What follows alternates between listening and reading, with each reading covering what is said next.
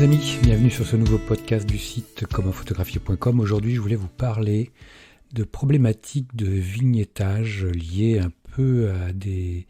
On pense qu'on a des problèmes de flash, de synchro-flash, choses comme ça, alors que ça ne vient pas de là.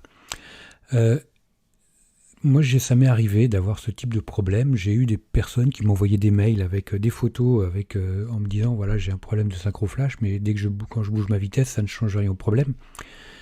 Le piège, souvent, c'est quand on utilise un flash Cobra ou le flash intégré à l'appareil photo et que l'on va faire une photo au grand angle, voire aux alentours du 24 mm, voire plus large, et qu'on utilise un pare-soleil. Ça, c'est systématiquement le gros problème, c'est que le pare-soleil va faire de l'ombre sur le bas de votre image. Et c'est ce qui va être un peu le signe avant-coureur qui va vous faire croire que vous avez un problème de synchro-flash parce que vous avez une bande sombre qui apparaît en bas. Mais non, ça ne vient pas du flash ou de la vitesse, si la vitesse est correcte pour vous.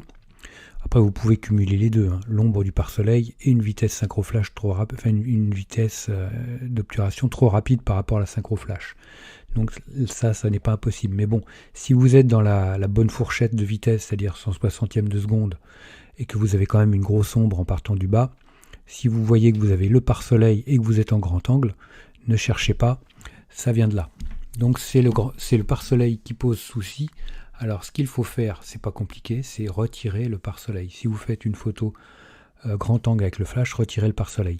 Alors parfois, ça ne suffit pas. Vous aurez l'ombre de l'objectif parce que vous avez une focale très très large.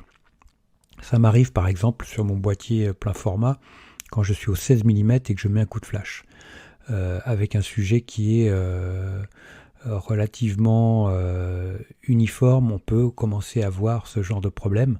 Ça peut arriver quand on a un grand angle très très large et qu'on voit très bas par rapport à l'appareil photo et que l'ombre de l'appareil photo du flash avec l'objectif se fait sentir. Donc ce qui est important, c'est quand on a un problème technique quel qu'il soit, parce que là on a un problème technique avec une ombre, avec le flash, un pare-soleil, objectif grand angle, donc on a une succession d'éléments qui nous font arriver à une déduction, je dirais, qui est logique. Mais quand vous avez un problème technique en photo, mon propos, ça sera plutôt de chercher à analyser. Analyser ce que vous avez fait. Regardez votre vitesse. Est-ce qu'elle est correcte? Vous faites des photos flash. Bon, ma vitesse est-elle correcte? Est-ce que je respecte la synchro-flash de l'appareil photo? Oui, ok, le problème ne vient pas de là. J'ai une ombre. Qu'est-ce qui peut faire de l'ombre? Regardez votre flash, regardez votre appareil photo. L'ombre, c'est un objet qui est entre votre sujet et le flash. Donc, observez bien ce qui se passe. Et là, à ce moment-là, vous voyez que si vous pouvez, si sur votre flash, vous avez quelque chose, un stroboscope, activez-le. Ou alors, prenez une petite lampe torche et éclairez l'appareil photo depuis le flash. Vous verrez que ça va reproduire grosso modo la même scène. Donc systématiquement, dès que vous avez une difficulté, une problématique technique en photographie, observez tous les éléments, les caractères techniques, le matériel que vous utilisez, comment est-ce qu'il est positionné, pour vraiment disséquer la scène et pouvoir déduire comme ça de vous-même.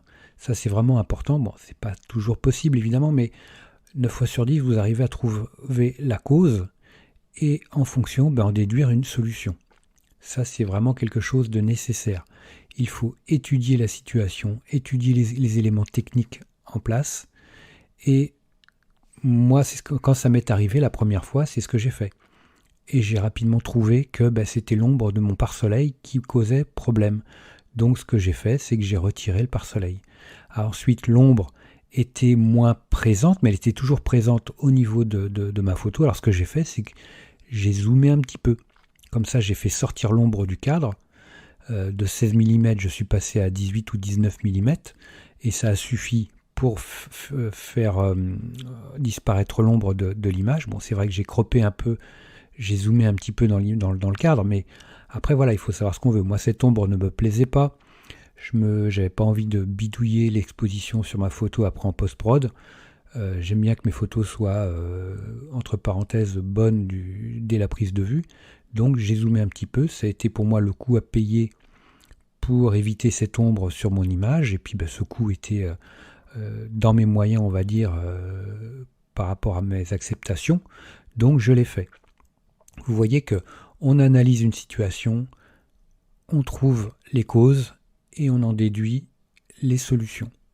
La solution, c'était quoi? Premièrement, enlever le pare-soleil. Deuxièmement, zoomer un petit peu si ça persiste. Tout simplement.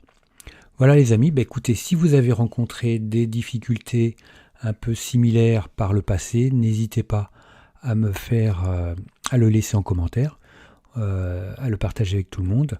Laissez-moi un petit like, moi je vous like super fort. N'hésitez pas à vous abonner à cette chaîne, à vous abonner au podcast. N'hésitez pas non plus à le partager. Et puis, écoutez, je vous dis à très vite. Ciao les amis. Dernière petite chose avant de se quitter, si ce n'est pas déjà fait, je vous encourage à faire partie de ma liste de contacts pour bénéficier d'un conseil, de conseils quotidiens, d'astuces photographiques, de choses vraiment utiles et intéressantes à connaître, à savoir, ou à se faire rafraîchir la mémoire sur certains sujets. Il y a toujours un intérêt à avoir un petit lien entre nous au niveau quotidien. Il y a aussi quelques réclames commerciales, je dirais, de temps en temps. Voilà, donc n'hésitez pas à aller voir sur les formulaires du site comment-photographier.com. Vous en avez sur les articles au niveau de la colonne de droite ou autrement en bas d'article, vous avez des formulaires un peu partout et vous pourrez comme ça ainsi faire partie de la liste de contacts. Autre chose également, actuellement, il y a 50% de réduction sur toutes les formations du site commentphotographier.com. Donc vous allez sur le site commentphotographier.com et vous allez sur la page formation, tout simplement. Ou alors comment-photographier.com/formation photo. Mais allez sur le site, ça sera beaucoup plus simple. Donc vous avez 50% avec le code 5050 en chiffre arabe et vous pourrez bénéficier de toutes les formations à moitié prix. Vous avez une quarantaine de formations sur la photo de paysage, vous avez des formations sur le portrait, vous avez des formations sur les photos d'enfance, sur les photos flash, sur la photo culinaire, j'en passe, et des meilleurs les amis. Donc ne vous privez pas, c'est actuellement avec le code promo 50 50%. Voilà les amis, je vous dis à très vite pour de nouveaux podcasts. Ciao.